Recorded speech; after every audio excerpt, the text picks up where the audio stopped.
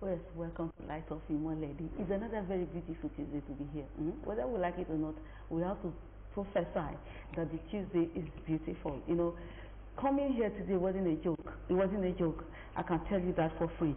And so the whole of the headlines was screaming electricity, screaming fuel, and all of that. So where are we going actually in Nigeria? Yes, we're going somewhere. I can tell you for free. All we just need to do is to play, all our hands need to be on deck. Never say die. Oh yeah, that is the spirit. Never say die. And that is why we're here this morning. So everything we'll be talking about this morning is what the headlines are screaming. And I'm sure that you have heard, you have read, and you have also seen. But we all will have our own roles to play. Our guests are already here, ready and hot. If you're joining us for the first time on Light Up in Lady, we talk everything and anything electricity, especially when it becomes this topical. Yes, our guests are already here, ready and hot, that's what we're saying. And I'm flying on my complete double wings. I am Juliet Oshimaye. Welcome. Over to you now. Bínú wa ṣe wá dùn táyọ̀ wa ń kún ọlọ́run ọba mi jọ̀ọ́ tún bọ̀ jẹ́ kí ayọ̀ òun pọ̀ dáadáa torí ẹni tó bá ti jí ayọ̀ rẹ̀ ti kún inú rẹ̀ ti dùn. Lónìí bẹ́ẹ̀ bá wò mí àti ìyàwó mi lónìí inú ìdùnnú yẹn ló jẹ́ ká tún wà ń kó wa bá a ṣe wọ̀. Àjọ múra wá láti ní ìyàrá ni. Ìyàwó rí afẹ́fẹ́ àti inú amúra wá mo dírẹ̀ tẹ́. Àti inú ilé mò ń sọ pé àti inú ìyàrá láti jọ múra wá. Wá mọ bí o fẹ́ mú mi lọ.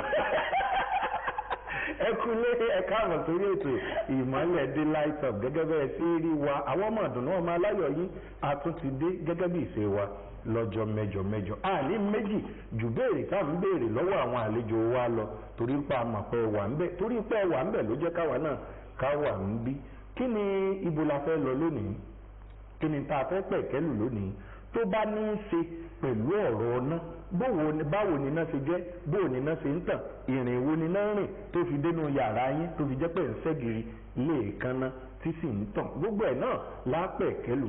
Ọláyínká Adétọ̀nà ló kọ mi. Ojú tẹ́ fi ń wò wò ní fọ́ o, etí tẹ́ fi ń gbọ́ wa kò ní di. Ẹ jẹ́ ń padà sọ́dọ̀ Juliet torí wípé n tó gbé ọ̀rọ̀ yìí òun náà lèmi náà gbé ọwọ́. Ẹ ṣé jàre, ẹ ṣé Ọláyínká. Okay, now so join us and make welcome our guests. They're here. Even though they're sweating, you know, they are not bulletproof, so please get that together. We are all in this together. Join us and make welcome Olori, the communication officer for Ogun region. Shitu, you Allah. Ẹ káàbọ̀ sí ètò bó tilẹ̀ jẹ́ pé ọwọ́ lọ́wọ́ ohun lóhun Jacob ojúlójú àwọn ti padà sọ́dọ̀. Torí mo rí i pé èmi náà dárúkọ mi ọ̀tọ̀ lẹ́ni tí àwọn èmi mò ń jẹ́ Ṣítù Ojúọlá pé mo kí gbogbo oníbàárà ibi ìdìsí káàkiri ibi tí ẹ ti ń gbọ́ wa bó tilẹ̀ jẹ́ pé ọ̀rọ̀ tèmi kò ń ṣe tó lè kéyìn bọ́ta ṣùgbọ́n a máa dáná ara wa dùn. Ọ̀rọ̀ tó bá kọjú ẹ̀rín ẹ̀mọ̀nà míì náà ti sọ pé à ń láàgùn níbí gbogbo wa ni à ń kò ní. Ẹ ṣeun. Thank you so very much. And now join us and make welcome our guard, Olori Oko, Senior Communications Officer for Ogun Region. He's very senatorial. You know him, Ayodeji Father. You're welcome, sir. How are you? Yeah, good morning, Monami. The problem of Nigeria didn't make you look less than your family. I'm optimistic that it will be better. Nigeria is welcome. I say good morning to all our esteemed customers. Sincerely, we want to appreciate you for your understanding, for your cooperation, for always being there every time. Welcome to IBEDC Light Up. Thank you so very much, Mr. Bada. You know, usually we will start saying, let's look at our scorecard. How are you doing? How we're doing? But today we are the scorecard. The scorecard is the issue, is the talking point. So I just like us to look at it this way. The energy is not the grid. We all know the story about the grid. I mean, what should your customers what should your customers be looking at differently? What are the discourse? I know it's a value chain. Yes. Everyone is connected, you know, in this chain. But what you're optimistic. Please, let's talk about that optimism. Yeah. What are you looking at? Yeah, thank you very much, Juliet. You know, one beautiful thing is that sincerely I want to appreciate all our customers for their understanding and cooperation at all times. Okay. And as you know, I do this as a customer-centric organization. You know, we sincerely know and we observe and we can see the challenges all our customers are going through, especially during this time period of poor power supply that we are getting to them. Okay. But you know, naturally we just want to assure them that all hands are on deck. We are working together with every member of the electricity value chain to ensure that there is improvement as soon as possible, so that everybody will. You know, this current situation is now connected with the reduction in gas to all the thermal stations, which resulted into accurate load allocation to most distribution companies. And as a result, I'm coupled with the fact that, you know, when the supply was getting good and we are trying to move most of our customers from lower bands to higher bands. So the little allocation we are having now with the current regulation of the electricity sector, that customers under mandate should enjoy not less than 20 hours of supply. Definitely, though not all of them are enjoying the 20 hours of supply. We have to be sincere with that. Not all of them are enjoying it, but you know, because of the acute load reduction, so it means not all of them are enjoying it, and some people are really not even having it as they should. So some are not even having it at all. So we just want to let them to know that we are doing everything. That is why the IBEDC is in collaboration with a lot of developers, a lot of companies, so that they have a lot of embedded generations here and there, so that we will not be solely dependent on the national grid at all times. So that is what we are working on. That is what we are doing. Some are on site currently that are working on this. Some alternative energy sources, and some are we are still, you know, under the discussion with them and the locations and how they are going to do their project. So definitely I know things will work out. And as I'm speaking now, the federal government has constituted a committee to look into this issue as well. They are also doing their part to ensure that there is prompt response and improvement in energy allocation to all our customers. So we are just appealing for calmness from everybody. Please don't harass, don't let us pass aggression on any of our officials while they are carrying out their official duties here and there. If there is any issue, feel free to report any staff to us so that we can take positive measures against such officials. Thank God we are in the digital world. You can record them, you can snap them, you can do everything, then you report them officially and we'll take it up with them. But please, let us remain calm. There have been signs of protest here and there. There are people, a lot of threats and agitation here and there. But we are assuring our customers that things will be better. We are working with every member of the value chain to ensure improvement in this supply. And definitely, everyone will soon give a sign of relief, and you know, everything will come back to normal. Well, thank you so very much. Hopefully, Olayinka. Hopefully. I know you're also optimistic. Let's just hear it from you. Ijó tó bá ká ní lára là á dìfẹ́ jó. Ẹ mọ̀ pé ọ̀rọ̀ tèmi ó máa ń ní í ṣe pẹ̀lú àkànlò ọ̀rọ̀ àwọn àgbàlagbà ní gbogbo ìgbà. Ẹ dákun àṣẹ̀ṣẹ̀ ní ìdí àwítúnwí kan níbi ń tà ń béèrè torí wípé ń tà máa ń béèrè gangan fúnra lára ẹ̀ ló wá gbéra ẹ̀ wá báyìí gangan ló wá gbéra ẹ̀ yọ. Ẹ dákun ìbò làbàdé ẹ jẹ́ mi ò pè bẹ́ẹ̀ lérí ọ̀rọ̀ iná. Ẹ ṣeun mo sọ lẹ́ẹ̀kan pé àìṣàlàyé ọ̀rọ̀ wọn ló pa baálẹ̀ ibì kan. Àìsọ̀rọ̀ yẹn rọ̀ ló pé lè ń pe àkọ́kọ́. ẹni tí ojúmọ́ bá mọ́ àwọn máa ṣiṣẹ́ kù mọ̀. Ojúmọ́ táìmù àwọn ọmọ yọ kùmọ̀ wọn lù baálẹ̀ pa. Ṣé baálẹ̀ ṣàlàyé pé kùmọ̀ yẹn ẹ̀gúsí ni a fi pa àfi dandan tábà ti débi ọ̀rọ̀ ká sọ ká kúkú jọ yànnà kó jọ yé wa kó yé yín kó yé èmi náà. Àwọn kan ní àwọn bọ̀ wá bá òṣìṣẹ́ IBEDC jà ń lépe tó láwọn ò ní ná. Ìwọ̀n délé òṣìṣẹ́ IBEDC wọ́n bá jẹnẹrétọ̀ lòun náà ń lò. Ṣé ẹ ti mọ̀ pé àwẹ̀ báwẹ̀ lẹ́ẹ̀ni à ń kò ní gbogbo wa jọ wà. Kò ń ṣe nǹkan òun mo ṣe ní kò ń ṣe nǹkan tó jẹ́ pé a máa rí yín níta ń bẹ̀. Ṣùgbọ́n ẹ jẹ́ kó jọ iye gbogbo wa. A máa ń sọ ní àìmọye ìgbà wípé ọ̀tọ̀ ni ìgbà kan wà tó jẹ́ pé tá a bá ti sọ NEPA a ti mọ̀ pé gbogbo wa ló kó papọ̀. Ṣùgbọ́n ní ìsìn kò sí ti ń jẹ́ NEPA mọ́ ọlọ́mú ti dánmú ìyá ìgbé ọ̀tọ̀ọ̀tọ̀ láàrin àwọn ọ̀tọ̀ ni àwọn tó ń ṣẹ̀dá iná ọ̀tọ̀ làwọn tó ń gbé wá ní ìlú tá à ń pè ní transmission ọ̀tọ̀ ni àwọn distribution yẹn làwa ti wá ṣe wá rí distribution yìí ọ̀rọ̀ títí wá bí gbà tí ò bá ṣe kò sí ní tí àwa fẹ́ lá lọ́rọ̀ yẹn ẹ̀dẹ̀ tí mọ̀ pé tí ìpèníjà bá ti wà pẹ̀lú ìkan náà ọmọ ọba kan wa kò sí bí kò ṣe ní kárí òun ló ṣe jẹ́ wípé tí nǹkan bá ṣe transmission á affect distribution tí nǹkan bá ṣe generating á affect distribution ọ̀pọ̀ ìgbà làwọn èèyàn máa ní grid wo wọn á mọ IBEDC wọn generate náà wọn á mọ IBEDC tó ń bá ní kinní kan wọn á mọ IBEDC kọ́ di ó wà responsible fún gbogbo àwọn intan sọ ṣùgbọ́n àti dandan ká wá tọrọ àforíjì fún gbogbo ìpèníjà tá à ń níyì àsìkò tí à ń palẹ̀ mọ́ protest kọ́ lélẹ̀ yìí o kì í ṣe pé ká wá dìṣẹ́ dìkú ká máa bára wa jẹ́ ká fi ìdínú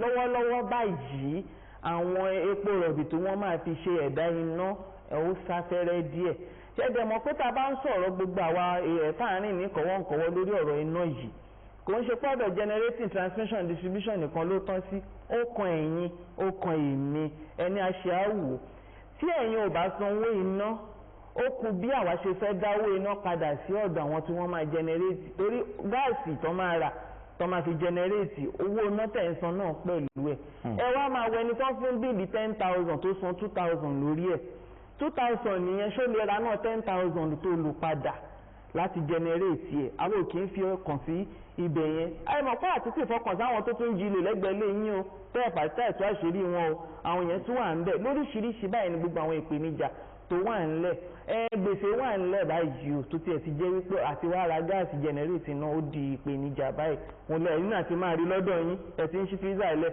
ẹ̀ tó lọ́dọ̀ tiwa náà báyìí mi tiẹ̀ ti àbí mo ká fíìsà mi sẹ́gbẹ̀ẹ́ ni gbogbo wa náà ló kàn òun ni ọ̀gá mi ṣe ń sọ fì kan láàárọ̀ pé tẹ́ bá tiẹ̀ wá díṣẹ́ dìkúkù tí òun ẹ̀ kàn fi yàjẹ òun ní torí bó ṣe ń ṣe òun kóun rí náà tà kóun náà lè gba sálárì ni ṣùgbọ́n gbà tóun ò tiẹ̀ wá rí náà tà báwo lóun náà ṣe fẹ́ gba sálárì la ṣe ń bẹ̀ wá à ń ra àwọn oníbàárà wa ẹ jọ̀ọ́ ẹ fi èdènú lọ́wọ́lọ́wọ́ báyìí kò ń ṣe IBEDC nìkan gbogbo distribution company ni wọ́n ní ìpèníjà ìlọ́wọ́ bẹ́ẹ̀ ni gbogbo à ń kò ní gbogbo ẹ̀ ṣùgbọ́n èmi fi ń dá yín lójú wípé ti mọ̀ pé tó bá kárí gbogbo orílẹ̀-èdè kò ń ṣe ń ta máa kọ́wọ́ bọ̀ tán máa wò sí ìjọba àpapọ̀ ti dìde sọ̀rọ̀ ẹ̀ pé kò lè máa rí báyìí lọ títí bó ti jẹ́ káwa náà ń gbé ìgbésẹ̀ pé gbogbo àwọn investors ta lè bá dòwò pọ̀ pé ẹjọ́ kó má jẹ́ grid nìkan lágbára ilé bó la ti lè rí jáǹbí bó la ti lè rí jáǹbí gbogbo eré yẹn. tó fi hàn wípé ẹ̀jẹ̀ ńlá gùn ìyá ara rẹ̀ mọ́.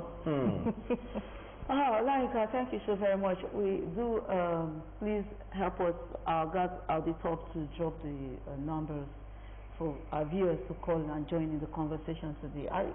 We are looking at the situation on ground, and I like it when you said that you're already looking at alternatives. Yes. On how to. And then I have a question. Somebody actually asked that question. Now is in an area rated band A,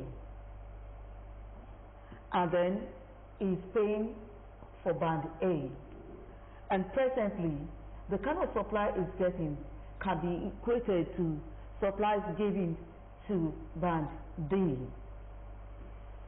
and yet you still have to pay for band A. What's the way forward? Well, thank you very much. Most likely that this will not be an everyday occurrence. Okay. That I'm very sure for customers that are on band A. If probably today you are not getting, you didn't get up to 20 hours of supply, definitely in the next day or the other day, we're going to compensate for that as well. So at the end of the day, definitely everybody, the hours on a monthly basis will equate to 20, at least minimum of 20 hours in a day.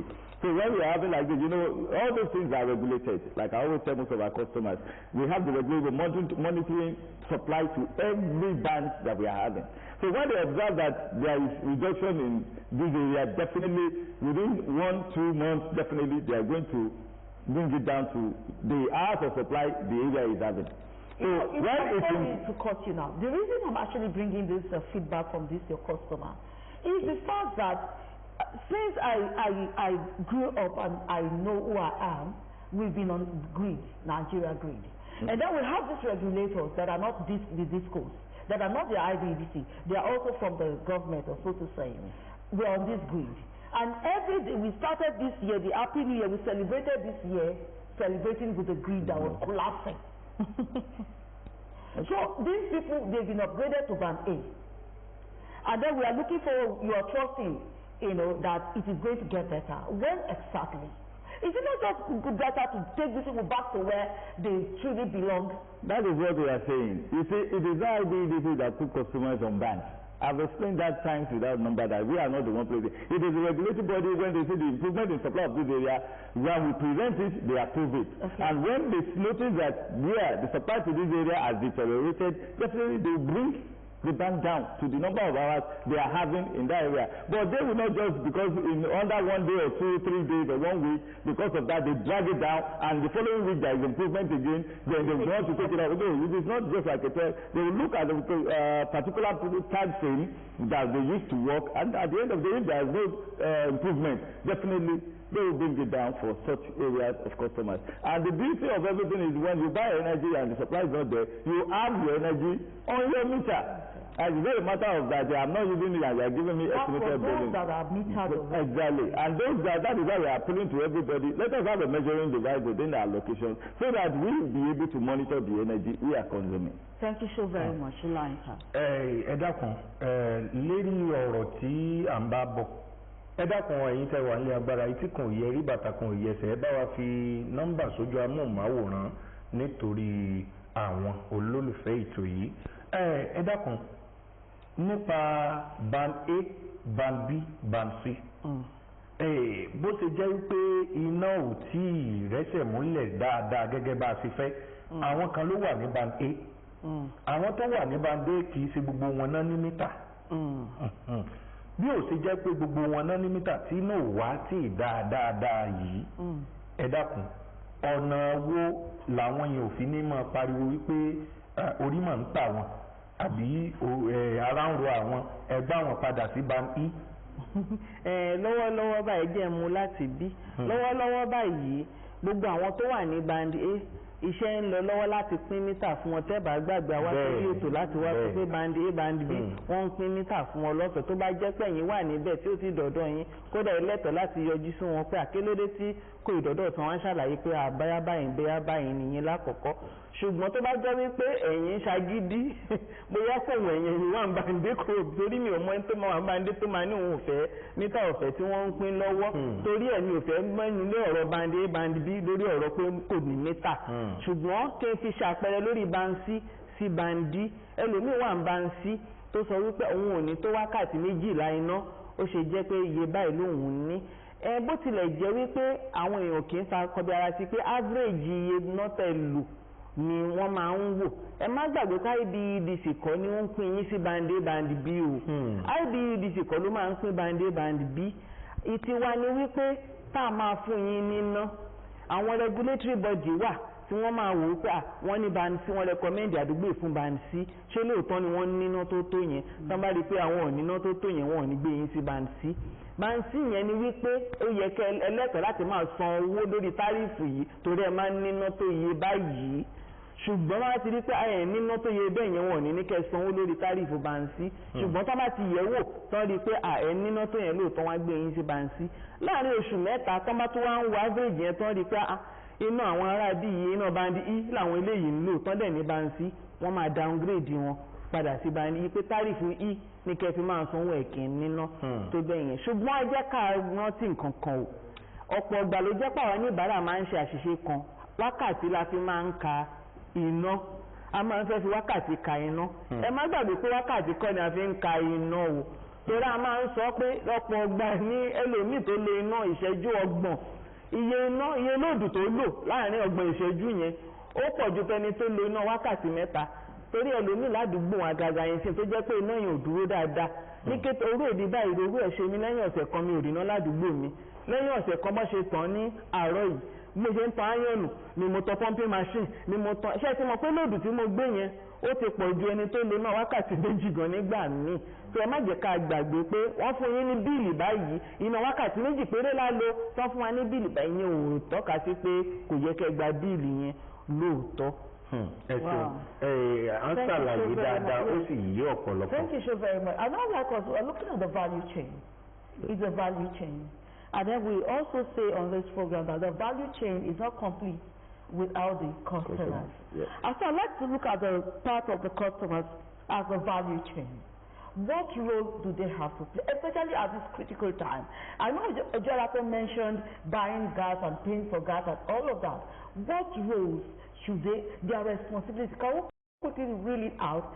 And then for anyone who is willing to run and then be a part of the success, we are looking forward to your optimism at the outlets to go out and pay for the energy they've used. So quickly, let's look at the customer as a value chain. Yes, thank you very much. You know, naturally, it's the responsibility of the customer to pay regularly and promptly the bill. It is also the part of their responsibility to collaborate with IBEDC to protect our installations in around them, especially at this critical point in time when the supply is not very good.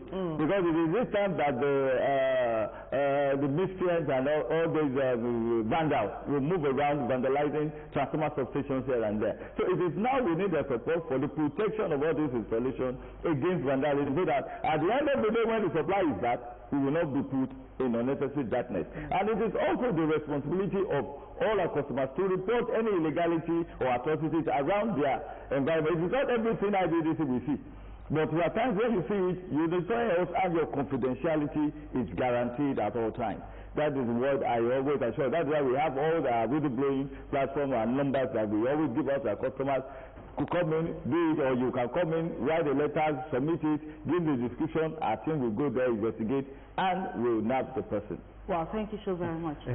Ìbéèrè tí Juliet béèrè yẹn ó tún ṣàlàyé àwọn nǹkan kan. Ẹ dákun lérí wípé value chain ó kàn mí ó kàn ọ́. Ẹ dákun kí ni kàn wá bó ló ṣe kàn wá síra wa àti wípé tó fi dọ́dọ̀ oníbàárà tó fi jẹ́ wípé àwọn oníbàárà àwa báyìí àwa gangan àwa yẹn tó jẹ́ pé àwa gangan la máa ń forí ko ojú.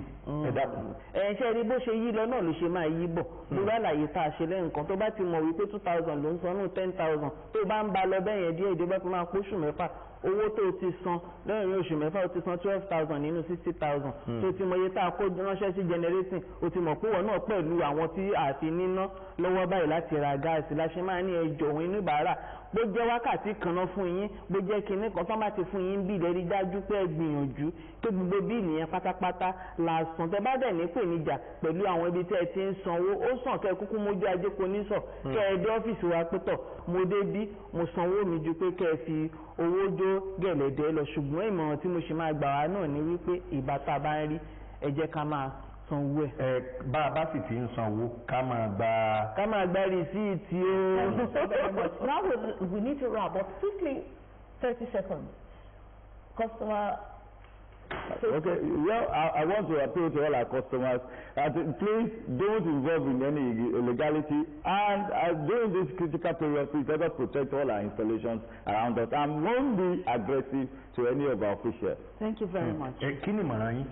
Lásìkò yìí tí ò sí ná yìí, ẹ jẹ́ ká máa ṣe sùúrù fúnra gbogbo àwọn ibi tá a rí gbogbo àwọn installation wa sí ojúlàdá ní alákànfin sọ́ọ̀rì ẹ jẹ́ ká máa ṣọ́. Thank you so very much. We want to appeal to the federal government. The grid needs deliverance. Please do something. God will help everyone. And then to customers, if you see something, say something. If you have used 2 hours, please pay for 2 hours. And then for the discos, please do.